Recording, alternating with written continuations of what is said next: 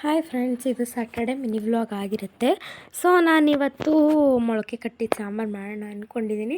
ಒಂದು ಜಾರಿಗೆ ಕಡಲೆ, ಗಸಗಸೆ ಮತ್ತು ಜೀರಿಗೆ, ಚಕ್ಕೆ, ಲವಂಗ, ಸೊ ನೆಕ್ಸ್ಟು ಈರುಳ್ಳಿ, ಬೆಳ್ಳುಳ್ಳಿ, ಕರಿಬೇವು, ಕೊತ್ತಂಬರಿ, ಟೊಮೆಟೊ, ಶುಂಠಿ ಇಷ್ಟನ್ನೆಲ್ಲ ಜಾರ್ಗೆ ಹಾಕ್ಕೊಂಡು ರುಬ್ಕೊಳ್ಳಿ ಫ್ರೆಂಡ್ಸ್.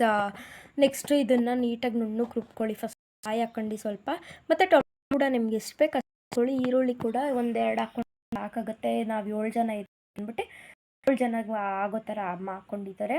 ನೆಕ್ಸ್ಟು ಸ್ವಲ್ಪ ಕಾಯಿ ಹಾಕಿ ನೀವು ರುಬ್ಕೊಳ್ಳಿ. ಮತ್ತು ಸಾಂಬಾರು ಪೌಡರ್ ಅಂದರೆ ನೀವು ಧನಿಯಾ ಮಾಡಿಸಿಟ್ಕೊಂಡಿರ್ತಿರಲ್ಲ, ಆ ಪೌಡ್ರನ್ನು ರುಬ್ಬೋದು, ಅಥವಾ ಅಂಗಡಿಲಿರೋದನ್ನು ಹಾಕೊಬೋದು. ಸೊ ನೆಕ್ಸ್ಟು ಫ್ರೆಂಡ್ಸ್, ಒಂದು ಕುಕ್ಕರ್ಗೆ ಎಣ್ಣೆ ಹಾಕ್ಕೊಳ್ಳಿ ಹಚ್ಚಿಟ್ಟು. ಆಮೇಲೆ ನೆಕ್ಸ್ಟು ಬೆಳ್ಳುಳ್ಳಿನ ಕುಟ್ಕೊಳ್ಳಿ, ಮತ್ತು ಕರಿಬೇವು ಹಾಕ್ಕೊಂಡು ಜೀರಿಗೆ, ಮೆಣಸು, ಅರಿಶಿನ ಇಷ್ಟನ್ನೆಲ್ಲ ಹಾಕ್ಕೊಂಡು, ಮತ್ತು 3 ದಿನದಿಂದ ನೀವು ಮೊಳಕೆ ಕಟ್ಟಿರ್ತೀರ, ಆ ಮೊಳಕೆ ಕಾಳನ್ನ ಕಟ್ಟಿರೋ ಮೊಳಕೆ ಕಾಳನ್ನ ಹಾಕಿ ಸ್ವಲ್ಪ ಖಾರದ ಪುಡಿ ಮತ್ತು ಸೊ ನೆಕ್ಸ್ಟು ರುಬ್ಬಿಟ್ಕೊಂಡಿರೋ ಮಸಾಲೆನ ಅದರೊಳಗೆ ಸೇರಿಸಿ ನೀಟಾಗಿ ಮಿಕ್ಸ್ ಮಾಡಿ ಫ್ರೆಂಡ್ಸ್.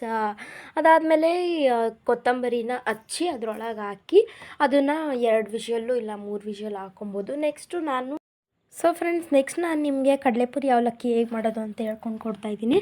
ಫಸ್ಟು ಒಂದು ಬಾಣಲಿಗೆ ಎಣ್ಣೆ, ಜೀರಿಗೆ ಮತ್ತು ಸಾಸಿವೆ, ಈರುಳ್ಳಿ, ಬೆಳ್ಳುಳ್ಳಿ, ಟೊಮೆಟೊ, ಹಸಿಮೆಣಸಿನ್ಕಾಯಿ ಅಥವಾ ಒಣಮೆಣಸಿನ್ಕಾಯಿ ಹಾಕ್ಕೊಂಡು ಕಡಲೆಪುರಿ ಫ್ರೆಂಡ್ಸ್. ಸೊ ನೆಕ್ಸ್ಟ್ ಕಡಲೆಪುರಿ ಅವಲಕ್ಕಿ